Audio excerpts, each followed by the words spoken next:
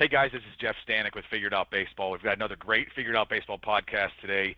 We're doing a video chat today with Gabe Grinder, who's the head coach at Southeastern University, a really good NAIA program in Florida, who's just off of a national championship. This is Coach Grinder's first year there, but he's been in there in the past. He's had some history there and ready to take over a program that's got a really storied history. A great head coach and someone who's one of the most honest and upfront coaches you're going to find in the game. He's one of my favorite guests to have here, certainly a friend of Figured Out Baseball and of me personally. Lucky to have Gabe join us anytime that we can. On these specific video podcasts, we try to knock out one specific topic, and this is usually from people that have written in to either me personally or to Figured Out Baseball that will DM us or just put a question out on Twitter. Today we've got a great question from a high school coach who wrote in, and I think this question is a really great one for Coach Grinder to attack today. The question we're going to get to today is, as a high school program, how can we better prepare kids for the jump to college baseball? So first of all, before you even get into that, Coach Grinder, I just want to thank you for being here. I really appreciate you taking the time. I know it's a busy time for you. Thanks for having me on, Jeff. It's always great to be a part of this stuff.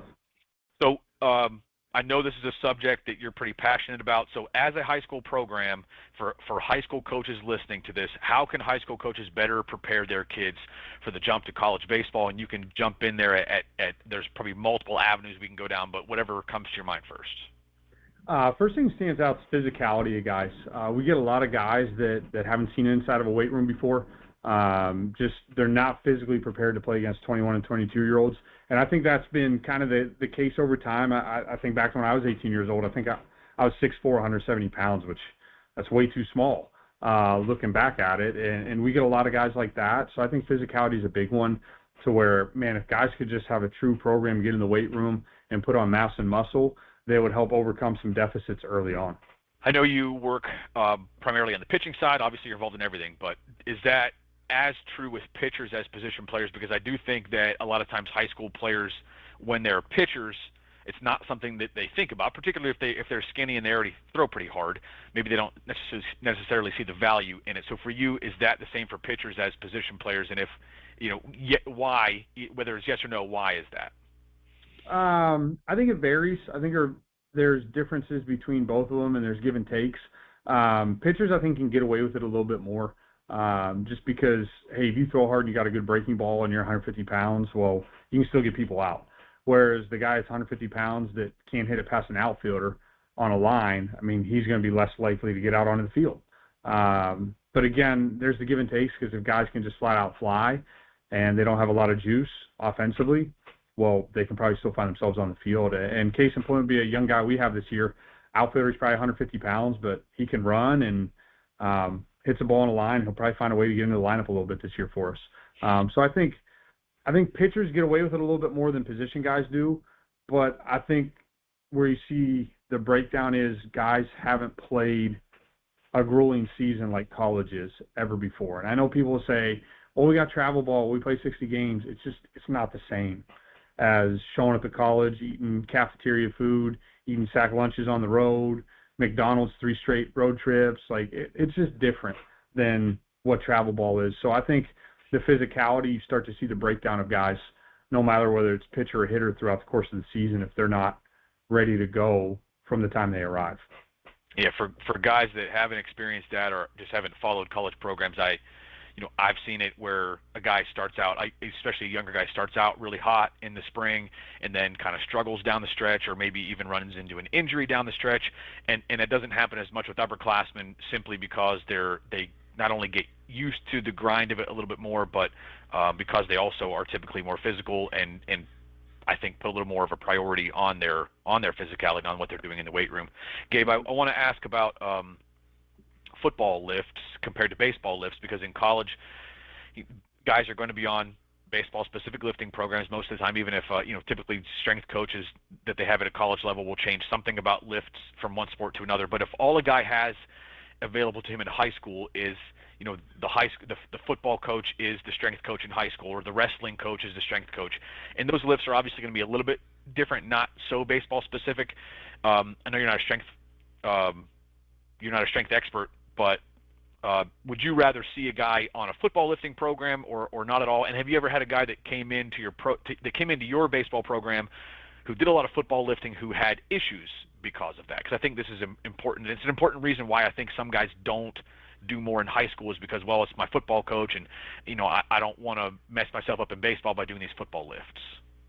Yeah, we get guys like that. I always say too, is you're kind of starting to build something's better than nothing.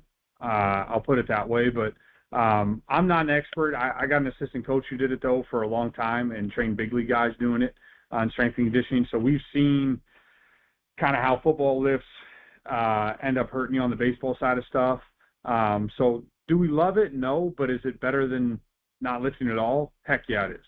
But typically what we see is guys that are predominant football lifts end up having a lot of lower back and quad and hamstring problems when they get into baseball, because we do so much rotation in baseball as opposed to north-south stuff in football, which I know football guys probably tell me I'm crazy. Like, I know there's east to west, I get that, but that's more of a push-pull sport where we're very much a rotational sport.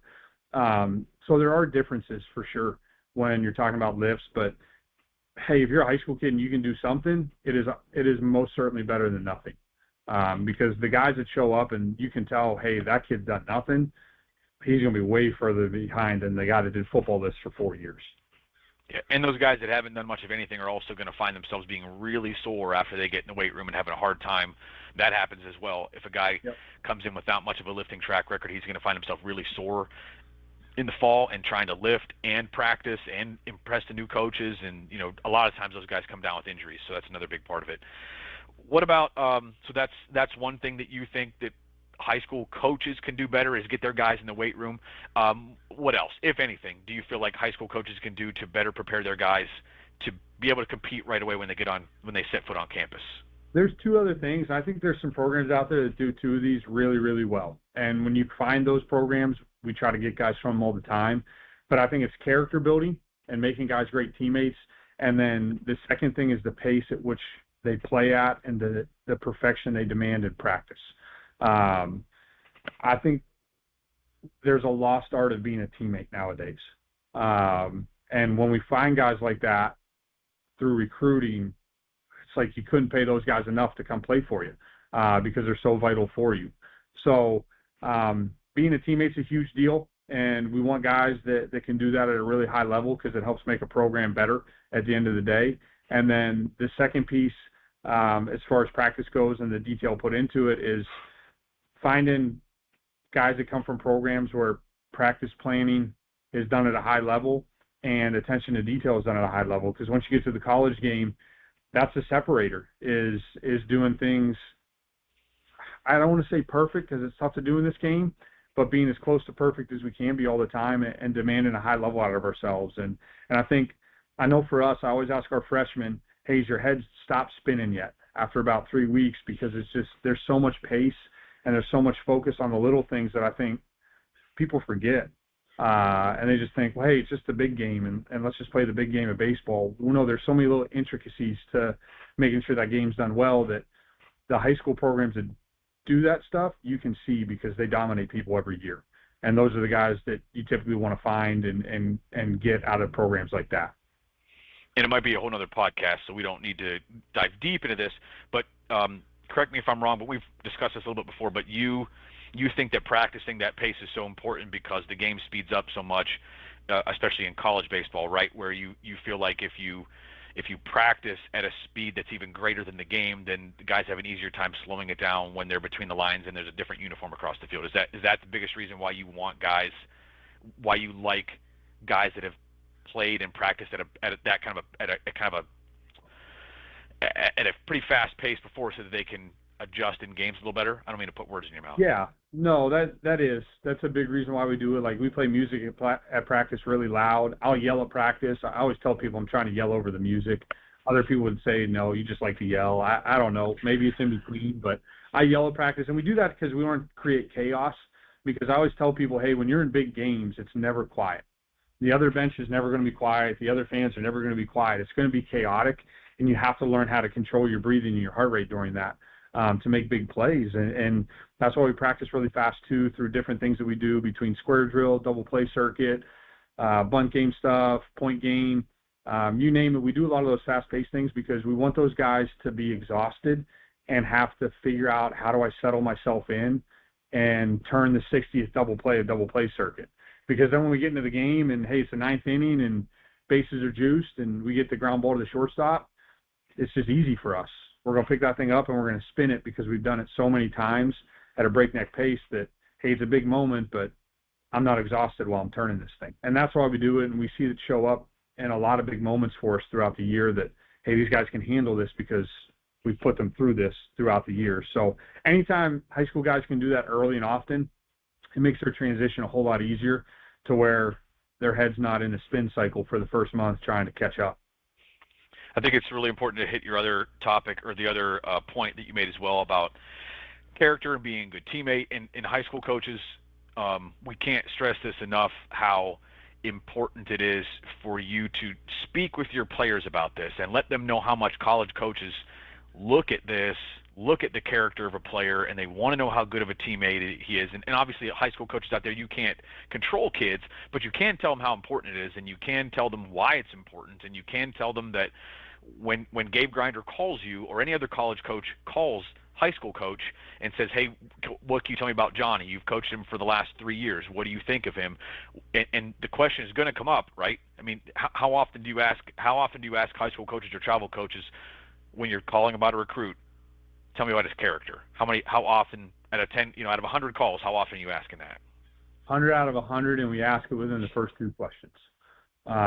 If it's, hey, you do X, Y, and Z really well on the baseball field, the next question is going to be, what's his character? What's he like off the field? How's he interact with his teammates? Does he hold people accountable? Does he hold himself accountable?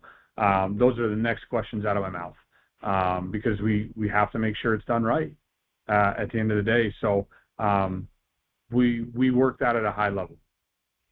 Is there anything specifically on the skill work side of things, whether that be defense, base running, the ability to situationally hit on the mound, whether it's ability to just throw multiple pitches for strikes? Is there anything in particular that you wish that just the game in general at a high school and travel level, but 18 and under, put more emphasis on? Anything that would make your job easier when they arrive on campus on the skill side of things? Yeah, I think first thing we do first day of practice is we hit hard backside ground balls.